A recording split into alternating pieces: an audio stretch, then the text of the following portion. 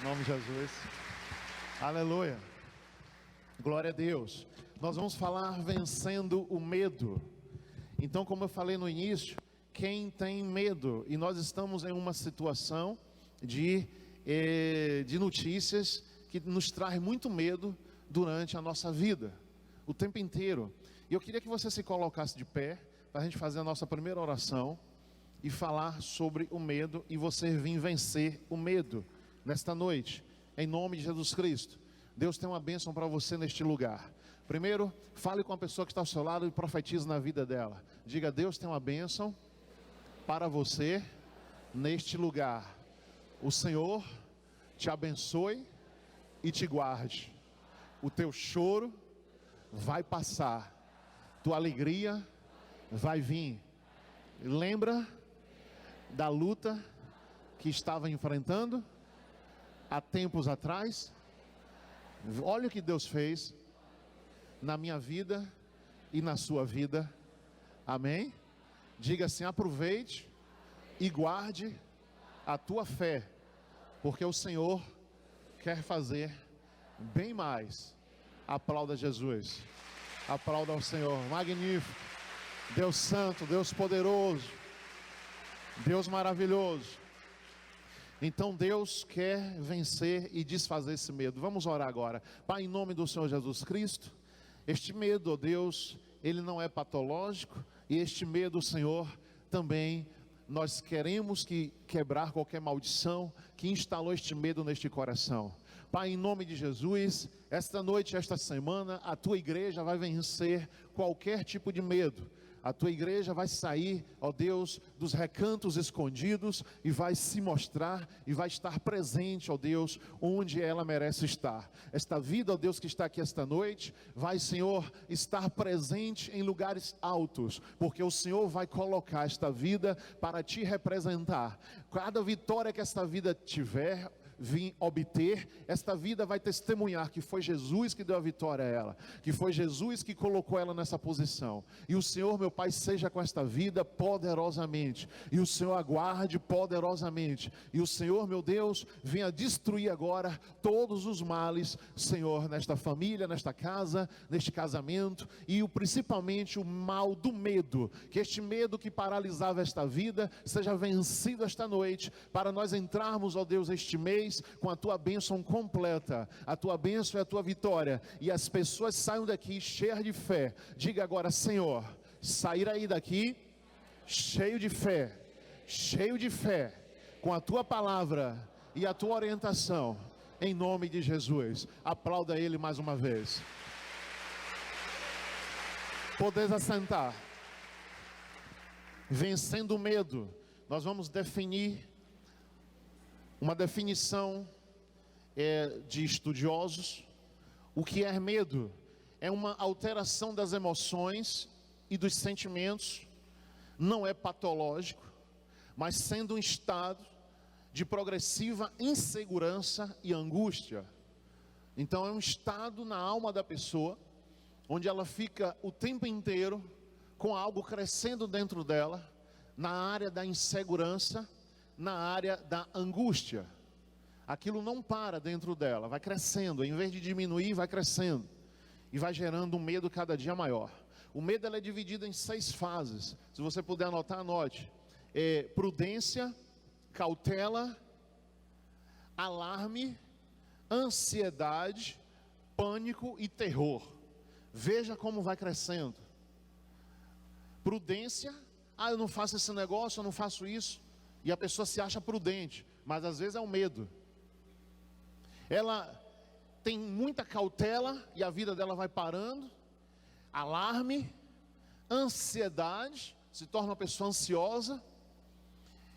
Ela entra em pânico e ela passa a viver um terror. Mas o medo não é patológico, não é uma doença que a medicina vai e diga: você tem uma doença. Não. Mas é sim algo psicológico, mas não é classificado pela medicina como uma doença, mas pode se tornar uma fobia, e aí já entra num princípio muito grande. Então o medo não é patológico, e as pessoas vão adquirindo medo desde criança. Eu vou lhe mostrar aqui daqui a pouco como você pode ter tido um medo, ou pode ter um medo na sua vida, e que você adquiriu isso ainda com a sua mãe, quando sua mãe colocava você para dormir. Quando sua mãe vivia com você pequenininho, você e ela dentro de casa. Eu falo a mãe, mas também outros familiares. O medo, ele pode ser algo na vida da pessoa que começa como uma brincadeira. E a pessoa fala e ela admite. Ela diz: eu tenho medo disso, eu tenho medo daquilo, eu tenho medo disso.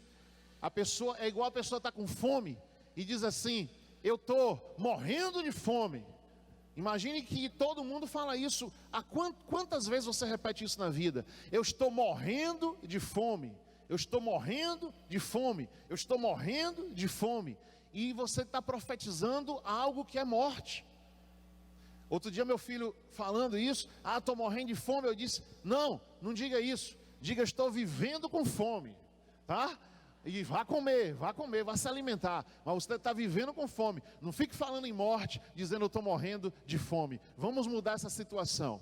Então o medo, ele pode se transformar sim em fobias. E tem também as crendices. Presta atenção. Existe uma canção de ninar, onde as pessoas dizem assim: a mãe: boi, boi, boi, boi da cara preta, pega essa menina que tem medo de careta. Não é? Quantas pessoas aqui foram criadas ouvindo esta música, ou colocando num berço para ninar, ou nos braços, a mãe cantando, a avó cantando, a tia cantando esta música para a criança dormir. Como ela vai dormir em paz ouvindo uma canção dessa? Ainda tem também que isso são os medos, fobias e crendices. Olha só, tem outra canção que diz assim: nana, nenê, que a cuca vem pegar. Papai foi pra roça, mamãe foi trabalhar. Diga assim: misericórdia. Com um negócio desse, a pessoa não vai dormir não, vai ter pesadelos. Isso não é canção para botar ninguém para dormir, é canção para acordar. Acorda, acorda. Que coisa interessante. Como as pessoas invertem os valores, né? E passa isso como um remédio, como alguma coisa. Então são crendices que vai causando medo. Os medos, eles são colocados. Presta atenção: escuro, bruxas, velha, mula sem cabeça e aí adiante. Agora, veja uma mãe, uma avó assistindo uma TV e dizendo assim: filho, aí com preguiça, está na TV ali, com preguiça de desligar, ou com preguiça de ir até a criança: menino, sai daí, aí está escuro. Aí o menino não sabe nem o que é escuro, já sai correndo em direção à mãe, mas não sabe nem o que é claro ou escuro. O menino é tão pequenininho, mas já tem essa palavra escuro como um terror, como um medo. Você está vendo porque muitas pessoas não dormem no quarto escuro? Muitas pessoas querem dormir com luz acesa. Adultos querem dormir com a luz acesa. Adultos que dormem com a luz apagada às vezes em casa, mas se dormir no hotel, se dormir em outro lugar, tem que dormir com a luz acesa. Se dormir numa casa antiga, tem que dormir se for para o Pelourinho ali em Salvador, vai ter que dormir com a casa toda acesa, né? Porque essa casa aqui é antiga, né? Tem um terror aqui dentro, não vou dormir, acende a luz toda. Então é assim, o medo de escuro. Bruxa, menino, tem uma bruxa aí dentro desse quarto. Aí o menino sai correndo lá: eu vi uma velha aí nesse quarto, menino, sai daí. E o menino vem correndo para ficar de junto da mãe. Quer dizer, a mãe está cansada, trabalhou o dia inteiro, está ali à noite, quer que a criança já está cochilando, e a criança acesa: sai daí, menino, tem uma velha aí dentro desse quarto. Aí o menino vem correndo, desesperado, para ficar de junto da mãe. Então, tudo isso são medos colocados, a mula sem cabeça e etc. Aí existe uma fobia social de expor-se em público. As pessoas têm medo do público, têm medo de falar em público. Muita gente, quando está sozinha, ou está em casa, ou está no banheiro, canta uma beleza e tal, mas se for, cante essa música aqui em público, cante essa música aqui no meio da rua, fale isso aqui. Não. Tem gente aqui que diz: ó, bispo, eu quero dar meu testemunho, mas eu tenho medo de microfone, Eu não quero conta com o microfone. O que foi que o microfone fez, pelo amor de Deus? Às vezes a pessoa nunca foi num lugar que tem microfone, não viu um microfone, nunca foi em lugar nenhum que tinha um microfone, e se foi, o microfone estava lá longe e ela sentada distante. Mas eu tenho medo de microfone, o microfone vai me morder. Então são medos colocados e medos que vão acontecer, e fobias que vão acontecer. Existem fobias específicas. Medo de altura. Existe um pastor famoso no Brasil que deixou de viajar. A gente tentava trazer ele aqui para a igreja, ele suspendeu, viajou o Brasil todo, viajou de avião bastante, mas ele suspendeu as viagens dele, porque ele não se curou, andou muito de avião, mas não se curou do medo de avião, continuou com medo de avião, e passou agora a só pregar em lugares que ele possa ir de carro. Mas ele não vem mais em outros lugares no Brasil. Ele aposentou a chuteira praticamente em relação ao resto do Brasil, porque ele não viaja de avião mais. Então, medo de altura, medo de baratas. Olha aí para a pessoa que está ao seu lado e pergunte: você tem medo de barata? Oh, aleluia! Diga a ela: você conhece alguém que tem medo de barata? Eu não conheço ninguém que tem medo de barata. Glória a Deus. Hein? Hein? Hein? Perdoa Jesus. O bispo está mentindo. Perdoa Jesus, o bispo está mentindo. Querido, conheço sim, conheço. Conheço pessoas que têm medo de barata. É terrível. E eu não sabia que era medo. Outro dia eu vi uma fobia.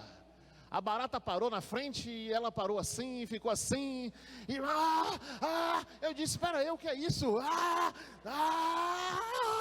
Eu pensei que era brincadeira, mas quando eu vi não era não.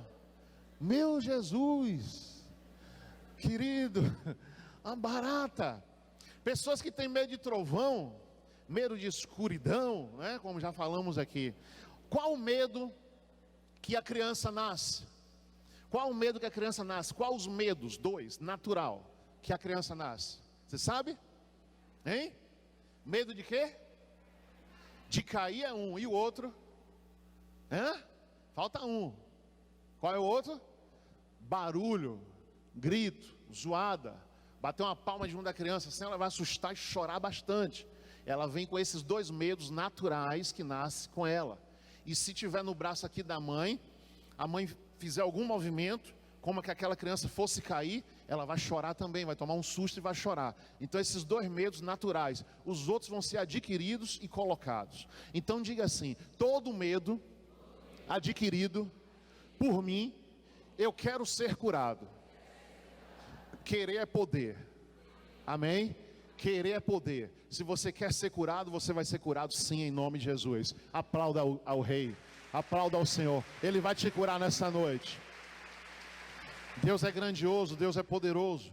Agora vamos à Bíblia, vamos à palavra de Deus. Será que tem exemplo bíblico? Pergunte a quem está ao seu lado: será que tem exemplo bíblico de medo na Bíblia?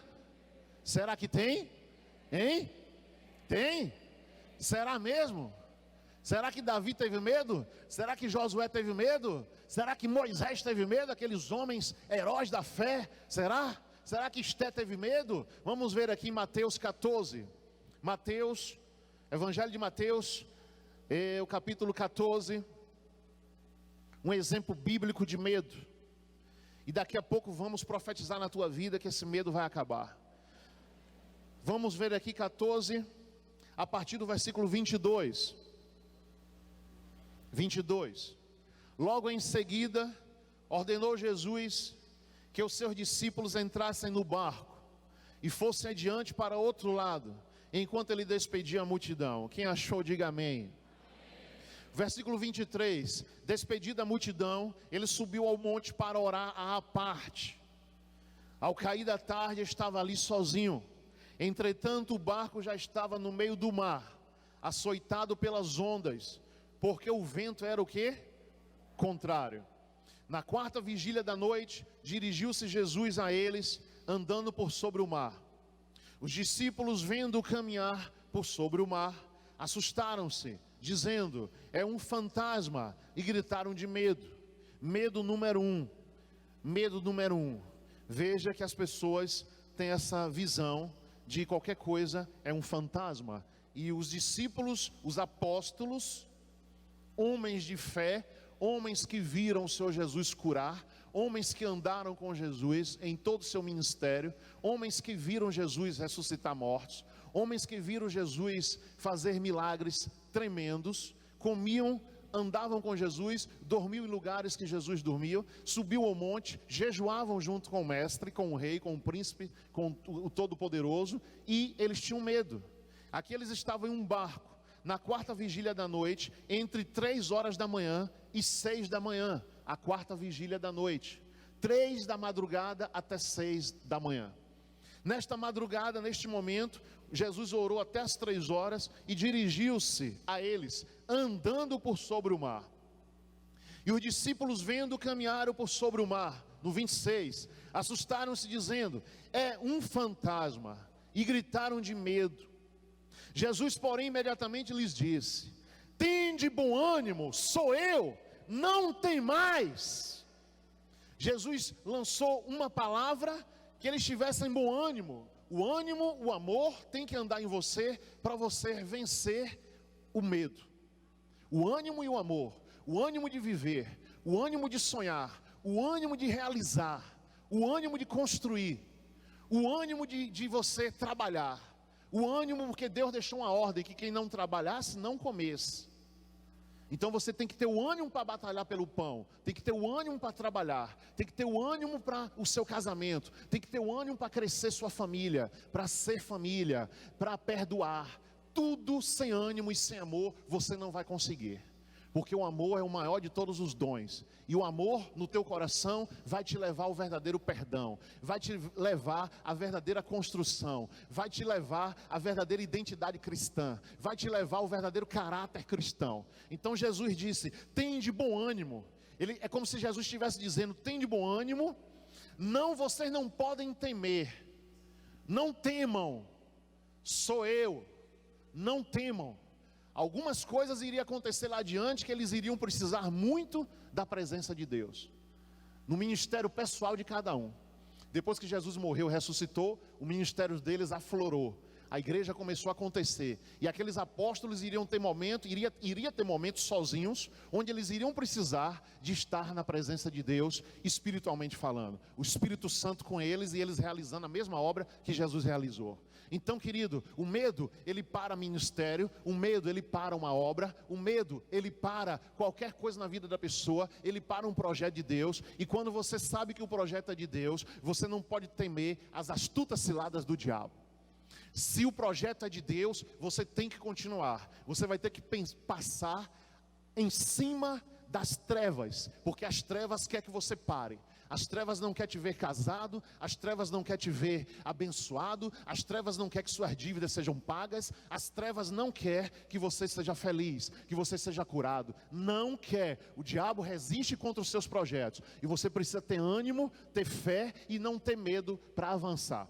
Então Jesus disse: tem de bom ânimo, sou eu, não tem mais. Segue, olha o versículo 28, respondeu-lhe Pedro: Senhor, se és tu, manda-me ir ter contigo por sobre as águas. Pedro, um apóstolo que questionava muito, que indagava muito, tudo o que acontecia no meio deles, Pedro era o primeiro a fazer perguntas. E mais uma vez o apóstolo Pedro disse: Senhor, se és tu, manda-me ir ter contigo. Olha, Jesus está falando com você. Será que você é esse Pedro? Manda-me ter contigo por sobre as águas. Será que você quer entrar no nível de fé que Pedro entrou? Porque ele não olhou para o mar, ele não olhou para alguma coisa que viesse fazer ele perder o fôlego, ele morrer, ele cair. Estava tendo uma tempestade, o barco estava muito agitado, o próprio vento agitava bastante, noite, de madrugada, já tinham achado que era um fantasma, e viu Jesus, e ele queria tirar a prova dos 9, eu quero a prova dos 9, eu quero saber se é um fantasma ou se é Jesus, porque se for Jesus, eu vou andar por sobre o mar.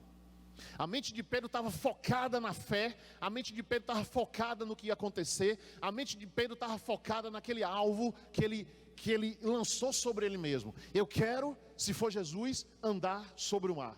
Eu quero tirar a prova dos 9. Imagine que ele poderia fazer várias perguntas. Imagine que ele poderia fazer várias alternativas. Ele poderia dizer: Jesus, vem, se aproxima que eu quero pegar em você. Jesus, sobe no barco, vem comer com a gente. Jesus, fala o que aconteceu ontem naquele lugar que a gente estava lá, para eu saber se foi o Senhor mesmo, se é o Senhor mesmo. Por que ele resolveu se arriscar? Por que ele resolveu ele andar sobre o mar? Por que ele resolveu ele partir junto? Por que ele resolveu colocar a vida dele em risco para saber se era Jesus? Ele estava movido por uma fé. Ele queria ver acontecer. Querido, isso não é para a gente fazer todos os dias na nossa vida, mas tem momento que é necessário. Tem momento que é necessário na tua vida você fazer uma prova com Deus. Tem momento que é necessário você se lançar.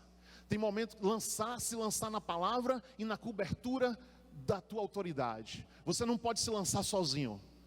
Muitas pessoas vêm até mim: bispo, eu quero fazer um desafio. Bispo, eu quero fazer um jejum. Bispo, eu estou na situação de limites e eu quero fazer esse jejum e eu quero ver a ação de Deus na minha vida. Ore por mim, eu quero que o Senhor me autorize ou não. E aí eu sinto a presença de Deus naquele questionamento. Eu sinto a presença de Deus naquilo que a pessoa quer, porque eu já passei por isso. Eu já tive momentos que eu tinha que fazer algo assim. Eu tinha que fazer um desafio. Eu tinha que fazer algo de fé. Eu tinha que fazer algo crescente. Eu tinha que fazer algo que abalasse a Deus, porque Deus está no santo trono dele. Mas a gente se dirigir a ele em santidade e em respeito, Deus não vai achar ruim. E eu precisava fazer isso. E Pedro aqui, ele teve essa necessidade. Então ele disse para o Senhor. Respondeu-lhe Pedro: Senhor, se és tu, manda-me ir ter contigo por sobre as águas. E ele disse, Jesus aceitou. Jesus disse: não, pera aí, Pedro. Ele poderia dizer: não, pera aí, Pedro, eu vou até você e você vai ver que sou eu. Mas Jesus aceitou. Jesus disse: vem. E Jesus, quando fala para você com uma fé, e você está cheio de fé, e é uma fé que muda a sua vida, são esses momentos. As pessoas pensam assim: Deus falava com Moisés e não fala comigo. Mas se você for ver o livro de Êxodo, Deus não falava com Moisés de manhã, de tarde e de noite. Às vezes, uma folha, 2 folhas, 3 capítulos na Bíblia, 4 capítulos na Bíblia, gera o quê? Um espaço de 1 ano. Quanto tempo eles passaram no deserto? 40 anos. 40 anos. E se você for contar ali, quantas vezes que Deus falou com Moisés naqueles 40 anos? Então muitas vezes você quer que Deus fale com você todos os dias. Querido, Deus está no céu, nós estamos na terra. Nós somos carentes de Deus. Nós precisamos de Deus. Nós temos que chamar a atenção dEle com as nossas orações, com as nossas justificativas, se é que temos. Mas temos que entrar na presença de Deus e dizer: Deus, vem, Senhor, move isso na minha vida que está parado. Move essa situação na minha vida que está parada. Move, Deus. Deus, o Senhor sabe que eu não tenho outro Deus. O Senhor sabe que eu não vou buscar outro Deus. Eu não vou buscar outra religião. O Senhor sabe que eu não estou pedindo ajuda a homem. Eu estou pedindo ajuda a Ti, Senhor. Eu creio que o Senhor vai mover. Querido, quando você faz uma oração dessa, quando você faz um jejum desse, Deus entra em providência e cala a boca dos teus inimigos. Deus quer calar a boca dos teus inimigos. Deus quer te abençoar. Deus quer te transformar. Deus quer que você conte o seu testemunho com graça e com misericórdia, e sabendo que foi Ele que realizou na tua vida. O Senhor aceitou e disse, e ele disse: vem. E Pedro, descendo do barco, andou por sobre as águas para ir ter com Jesus. Pedro andou sobre as águas.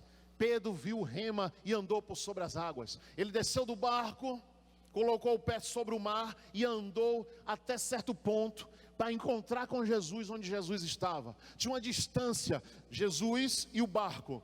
E Pedro andou. A Bíblia não diz se foi até o meio, se foi 1/3. A Bíblia não diz o limite dessa distância, mas diz que ele foi. Só que em um momento lá, a fé de Pedro parece que acabou, porque Pedro teve medo. Veja o que o medo faz. Olha aqui o versículo seguinte, o 30. Mas, observando o vento forte, teve medo. O homem ia andar até Jesus, abraçar Jesus, ia de volta da onde Jesus estava para o barco andando. Eles iam se encontrar, ia sair andando até o barco. aquele milagre ia ser maior. Aquela gostosura que ele sentiu na física, porque é improvável, impossível uma pessoa andar sobre as águas, andar, caminhar como se fosse um fantasma. Aquele milagre ele ia usufruir mais. Às vezes o milagre para você, como o irmão falou aqui, do testemunho dele, por quê? O milagre de Deus na nossa vida é dito pelo seguinte: Deus diz, os meus pensamentos são maiores do que os vossos pensamentos. E às vezes você imagina que o seu pensamento, você sabe até onde você quer chegar, e às vezes Deus quer te levar mais longe, e o seu medo não pode impedir que Deus te leve. O teu medo não pode impedir o projeto de Deus, porque Deus às vezes tem um projeto com você muito grande. Deus quer que você vá além do que você pretende, além do que você sonhou. E Ele poderia andar, e andando, chegar mais próximo de Cristo, chegar, encontrar com Jesus. É Jesus mesmo, vem, estou vendo mesmo, não estou com medo mais não, vamos Jesus, andando por sobre o mar, e os dois entraram no barco. Mas ele não chegou onde Jesus estava, por um assunto que eu estou anunciando a você essa noite: medo. Será que essa palavra medo tem importância na Bíblia? Será que essa palavra medo, o que nós estamos falando aqui essa noite, é importante? Parou o milagre na vida daquele homem. O milagre ficou muito pequeno, quando o milagre tinha que ser maior. E eu tenho a dizer a você: você sairá daqui curado deste medo, porque você vai perceber que o medo não provém de Deus. Se fosse de Deus, Jesus ia dizendo: Pedro, eu entendo o teu medo, fique com medo, tema, não tem problema, o ser humano é assim. Eu sou Jesus, tu és ser humano. Jesus na primeira vez, quando todos tiveram medo, acharam que era um fantasma, Jesus disse o quê? Não temas, sou eu, não temas, sou eu na tua vida, Deus quer fazer na tua vida, Deus quer realizar na tua vida. Às vezes você está se assustando com o projeto, você está se assustando com o tamanho da responsabilidade. Não se assuste, Deus vai colocar mais responsabilidade nos teus ombros, porque o sonho de Deus é grande na tua vida. Aplauda Ele. Não se assuste, Deus vai te preparar para o projeto que Ele tem na tua vida. Não se assuste, mas não há limite para você. Se você andar na presença de Deus, se você guardar os mandamentos, se você tiver um coração contrito, tudo que Deus te der não vai ser importante para você, porque o importante para você é Ele. Quando Deus descobre isso em você, Ele te dá uma água, a água não foi importante. Ele te dá um carro, o carro não foi importante. Deus disse, isso é terra, Deus pensa e Deus vê, é terra fértil para eu trabalhar. Se você tiver essa compreensão, Deus vai trabalhar na tua vida, porque tudo você não vai levar nada. Nada, você não vai levar fama, você não vai levar nada que você juntar, você não vai levar nada, até sua família, você vai partir, não vai sua família junto. Cada hora é a hora de um, chegou a hora de fulano. E tudo isso é projeto de Deus na tua vida, mas você tem que ser agarrado 100% e apaixonado por Jesus. Proíba-se de você se apaixonar nas coisas que Deus te der. Se apaixone por Jesus, se apaixone pelo Deus vivo. Amém, igreja? Quando Deus sentir essa firmeza, Ele vai te levar a lugares que você jamais imaginou ir. Deus tem um projeto grande na tua vida. Assuma esse projeto, Não tem crise no céu, não tem crise para o povo de Deus. Não importa o que está acontecendo em nosso país, não tem crise, Deus vai te multiplicar. Eu tenho ouvido testemunho esses dias, as pessoas têm me procurado, sendo abençoados. Todos os dias tem pessoas sendo abençoadas. E você não pense que Deus vai tirar nada de você. Deus vai te abençoar em nome de Jesus. Aplauda Ele.